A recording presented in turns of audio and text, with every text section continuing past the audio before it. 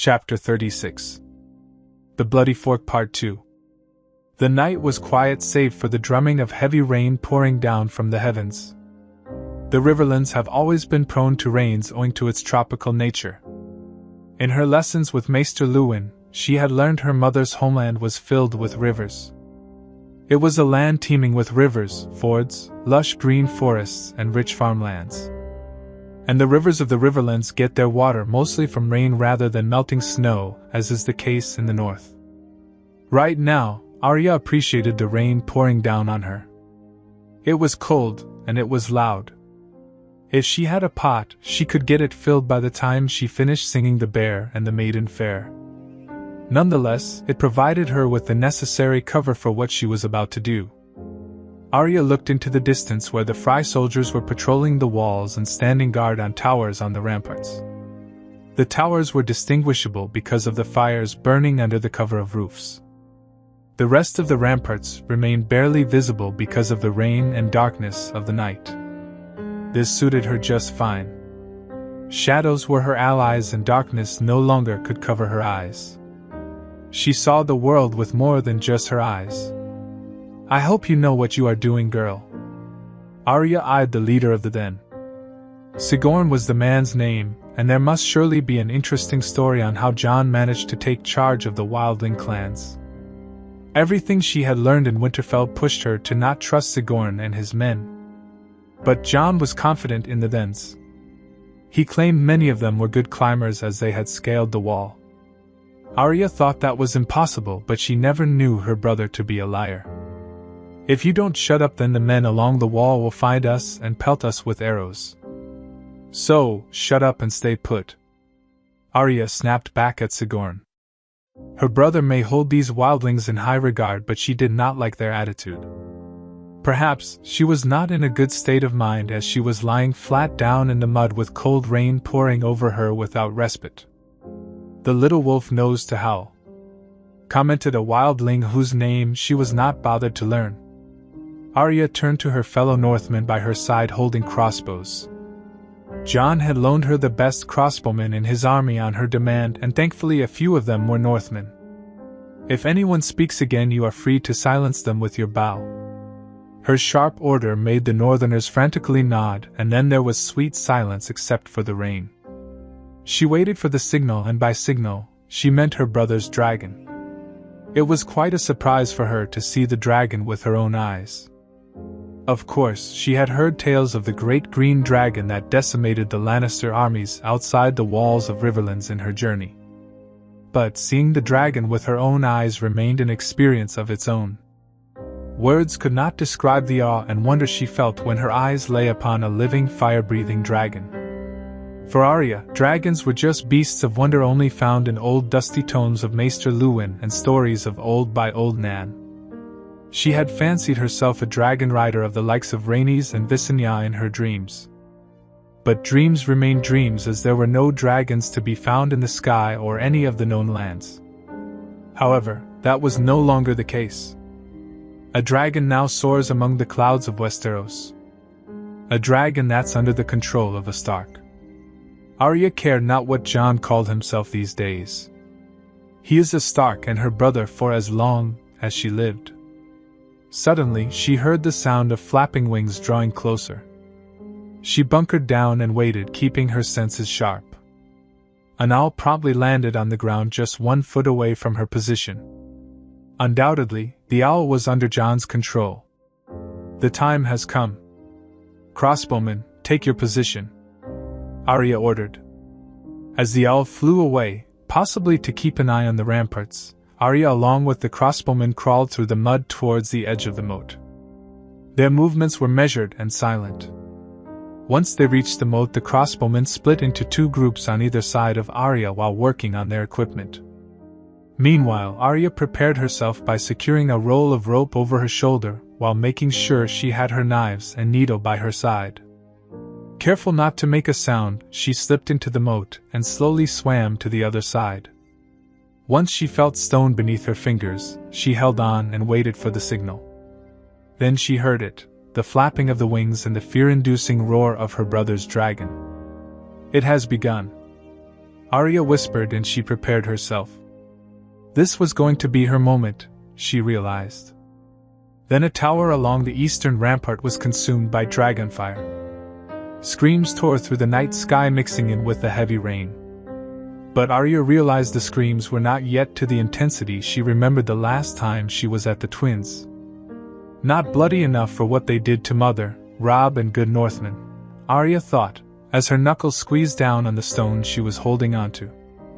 She could hear the guards on the wall panic and rushing to put out the fire and perhaps to defend the castle wall from an attack. Either way, the plan was working.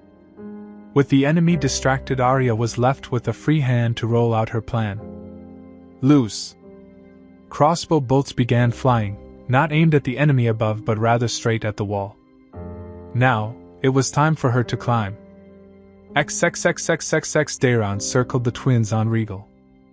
Rain was pouring down on him, and it made visibility non-existent.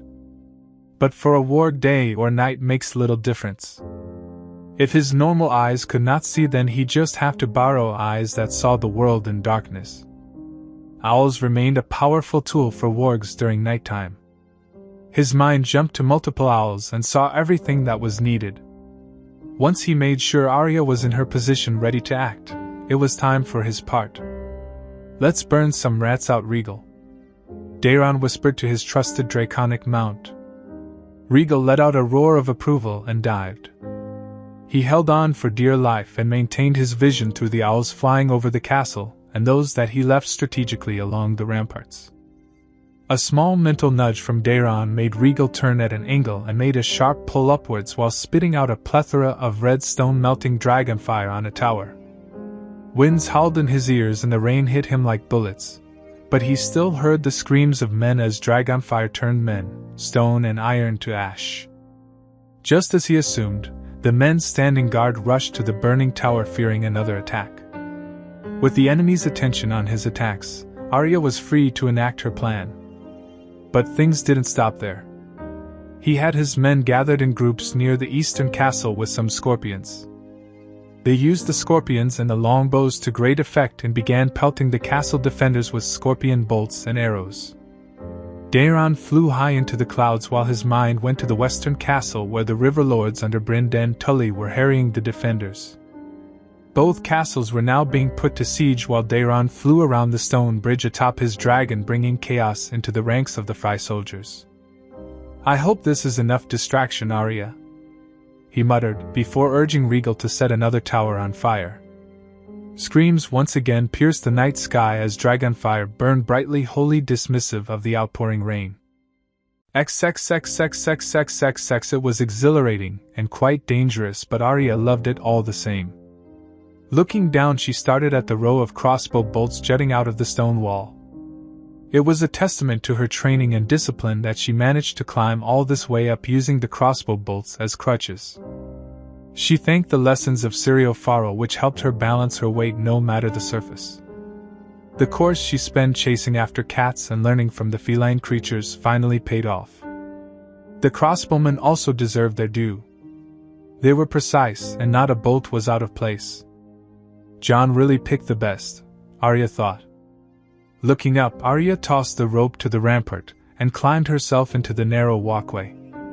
After quickly tying up one end of the rope, she threw the other end down for the men to climb. She didn't wait for the men to catch up as she went about her work. She left Needle untouched and instead took her knife and ran. The guards, distracted by the attack from both east and west, never saw her coming. She was as silent as a cat and as invisible as death. Arya jumped straight on a guard's back, clamping down on his mouth, and slit the man's throat in quick succession. Before the man hit the floor, she was plunging her knife through another guard's eye straight into the brain, killing the man instantly. She left the two guards there on the walkway with the rain washing away the blood. "You there? Who are you?" a guard shouted from the distance, making Arya flip the knife so that she was holding the sharp end of the blade. The guard blinked and Arya acted without wasting any time. The knife in her sliced through the raindrops. She could see the blade steadily spinning, unimpeded from the path she laid out for the weapon. The guard opened his eyes and her knife was lodged in his throat. The guard choked in his own blood and gurgled out a scream as he fell, attracting the attention of a group of guards further ahead. Arya could see the narrow pass of stairs on the side which should lead to a portcullis leading to the moat surrounding the eastern castle. She ran straight for the guards, but she was given further assistance when a flock of owls attacked the guards. No doubt, Jon was keeping an eye on her. She put more speed to her legs and slid right between the legs of a guard with her knife in hand. The guard screamed as her blade came out with blood cutting a red line right between the parted legs. Arya was on her feet with a flip, simultaneously kicking out the legs of another guard. The guard fell forward by the weight of the armor, and she spun elegantly, dragging the knife through the gap in the armor. Needle was on her left hand and Arya promptly jabbed it straight through the screaming guard's open mouth, silencing her enemy. Another guard tried to bash her with his shield, the air whistling above her, as she rolled under the man's arm and promptly cut the tendons of his legs. She was about to finish him off when 2 crossbow bolts felled the man for good. "Lady Arya?" Her eyebrows twitched as the Northerners called her lady, but she held back any retort. There were other things at stake here and time was of the essence. "The stair to the portcullis is there," said Arya, pointing to the narrow plunging stairs downward just as Jon informed her. "Raise the gate and give the signal. The stone bridge should be your priority. Another group will subdue the castle." "Aye, my lady. What about you?" Arya eyed the western castle with a cruel glint in her eyes. "I've my own battles to fight," said Arya, before proceeding to jump from the rampart into an orchard full of apple trees. XXXXXXXXX Walder knew there was no victory before him. He has lost. It was only a matter of time before he was in between the dragon's jaws. He'd have fought on and held out if it was just the Northerners. They no longer had any wolves to rally around. It'd have been easy for him to wait out in his castle and let the Northerners and Tullus starve. But the Targaryen scoundrel put out any chance of a victory. Walder did not fear the rabble the Targaryen boy has for his army. He also did not fear Brynden Tully despite the unreasonable fear he could see among his stupid good-for-nothing family. The Blackfish was just a man of flesh and blood. The troublesome trout could be killed easily. A chance arrow could do the deed. But a real powerful fire-breathing dragon. Now, that changed things. There was no hope for a victory. The dragon could burn the twins to the ground. The fate of Harren the Black was not forgotten by him, or his kin. If he was to hold out for long in the castle, there was a good chance the Targaryen would burn them all to the ground. This reality was not unseen by the rest of his kin. Walder was aware his kin would rather present him to the Targaryen and the Northerners as a present to save their sorry hides. However, he could not accept defeat and go meekly to his death. He was Walder Frey. He was the man who brought down the young wolf. He was the one who elevated House Frey to the ranks of the great houses. No other Frey could claim to have accomplished more as he has, and he'd be a fool to see all his gains turned to ashes. So, he sent raven after raven to all the lords of Westeros seeking aid. His offers of gold and marriages flew to all corners of the south, and yet very few answered. Those that answered were politely declining his offers. How dare they insult me? Even now, after everything I gained and became, I'm not respected or feared, Walder thought. Looking out of the window of his chambers, Walder grimaced.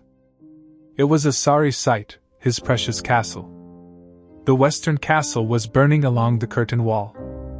No doubt, it was dragonfire. The fire burned bright despite the heavy rain. Only wildfire was known to burn like that, but this one was not green. So, Walder was certain it was dragonfire. This made fear bloom like never before. Is the Targaryen going to burn everything down? He could not see a way out of the situation he found himself in. He cared not for the lives of his kin. There were too many sons, daughters and grandchildren for him to properly care about. He feared for his life first. The door to his chambers opened. Walder turned around in his chair expecting one of his sons. But it turned out to be his wife who wilted under his stare. He turned away from the girl and resumed watching out from the window. He could hear the door swinging shut, and his wife slowly making her way close to his armchair. "My lord, what should we do?" Walder turned his grey beady eyes on his young wife, Joyeuse Erenford. The Erenford girl was his 8th wife, young and beautiful, just as he liked. But she has quite a mouth on her. Her bountiful cheeks and round rump enticed him in the bed, but she talked too much. "Do not speak to me, girl. The women in my house dare not speak without permission." Walder snapped. Walder grumbled some more under his breath about women not knowing their place. He may find his new wife comely enough and a good lay in the bed, but the girl assumed too much. It is the Erenford blood. Up jumped peasants, the whole lot. Walder groused in his mind while his attention remained at the open window. The fighting was drawing closer. He could feel it in his bones. His hand started shaking in fear at the thought of dying. He could not die, not now. Not when he had finally become powerful and respected. He was the ruler of the Riverlands. He became the greatest of all Freys. His achievements have dwarfed all those who came before him as he had dreamed in his youth. He had bared all the insults and jokes at his expense all these years. He could not afford to let go of the gains and incur more insults to his name again. There has to be a way to stave off this nightmare. There has to be. Shouldn't we escape, husband? The enemy is right at our doorstep. Shut up, you stupid girl. You know nothing of war. Walder raged. The young wolf thought himself invincible, and I showed him, didn't I? The stupid boy thought he could insult me, and look where that has gotten him and his family. I showed the wolves their place, didn't I? This Targaryen boy is no better. The Lannisters will come, and together we shall destroy this dragon. Walder boasted, knowing full well this was not the case. But he could not acknowledge the truth. He could not face the reality that come tomorrow he might lose his head. "But you didn't kill all the Starks," his wife whispered into his ear. Walder screamed as a dagger pierced through his palm into the arm of the chair. His screams, however, were muffled by a hand covering his mouth. He tried to fight off his wife, but the girl suddenly twisted the dagger, making him paralyzed with pain. The shock of the attack combined with the pain he was feeling robbed Walder of almost all his meager strength. He was just on the verge of being unconscious when he was pulled back by a slap across his face. "Where would be the fun if you fall unconscious, Fry?" Walder screamed again as his wife plunged another dagger into his right thigh. "Why? Why are you doing this?" he gasped out. His wife simply smiled and changed her face to another, making him question his sanity. "Did I just see that? Or is this all in my mind?" Walder thought as pain racked his body. "Leave one wolf alive and the sheep are never safe." The girl smirked, and she stepped on the dagger lodged in his thigh, making him scream in pain. "Winter has come for House Fry." His eyes widened in realization. But he didn't have the luxury of thoughts as pain consumed him like hellfire. XXXX Arya stood at the very top of the western castle. Her hands were covered with dried blood. Fry blood. That thought sent a sliver of satisfaction to her mind. Of all her enemies, Walder Fry was her most hated enemy. She never thought she'd hate someone as much as Joffrey and Cersei. Walder Fry was the one top on her list. That's why she took her time to kill the man. She had flayed the man alive. Somewhere along the way, Walder Fry died, but it was a death steeped in agony and blood. Just as the traitorous Fry deserved. The first light was nearing. She could see the sunlight lighting up some distant hills. The light slowly seeped in through the gaps, and she closed her eyes as the gentle warmth touched her face. The twins have fallen. As Jon promised, the Northern Army now occupied both the castles on either side of the Green Fork. The drawbridges were lowered, and her brother should be making his way into the castle. The light shined on the river, and there she saw the relatives of war. The river was swollen with water, and it rushed through the channels with an angry roar. The river known for its murky green current was nowhere to be seen. Today, the current was tinted red with blood. Fry blood. Bodies floated by the river, slowly carried away by the current. There must be thousands in the river. Probably, there were some innocents too. But she could care less about such trivial matters. Innocent or guilty, powerful or weak, peasant or lord, death comes to them all. So why bother? Vala Morghulis, said Arya, and her words were carried away by the wind. A wind that held the tint of blood, sweat, tears, and death.